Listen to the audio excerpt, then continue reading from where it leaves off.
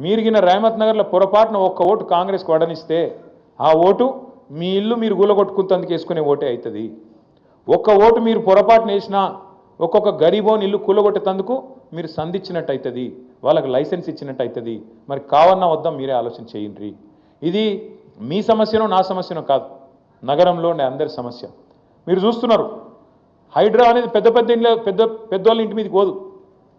రేవంత్ రెడ్డి అన్నగాడు ఇక్కడనే ఉంటాడు, తిరుపతి రెడ్డి అని, దుర్గం చెరువు పక్కకు నీళ్ళల్లో కట్టిండి ఇల్లు ఎఫ్టీఎల్లా, ఆడికి మాత్రం పోదు హైడ్రా.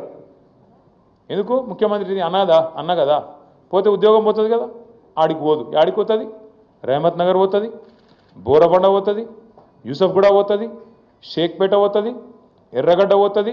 మీ దగ్గర ఉండే బస్తీలకు మాత్రం బరాబర్ వస్తుంది. కులగొడితే పేదవాడిని అడిగేటోడేవాడు? గోపన్న లేడు కదా, గోపన్న ఉంటే బరాబర్ వచ్చి అడ్డం నిలబడుతుండే. గోపన్న లేడు కదా, ఇక అడిగేటోడు ఎవడున్నాడు? మేము చూసుకుంటాం, జూబ్లీస్ దున్ని పారేస్తాం అనే దాంతో పైసలు కొడతాం, అవసరమైతే ఆఖరికి ఓటుకింత కొడితే గరీబ్ గాలు మాకే అయిపోతే ఎవరికెత్తారు అనే ధైర్యము ఇలా కాంగ్రెస్ వాళ్ళు ఆ ధీమాతో ఉన్నారు.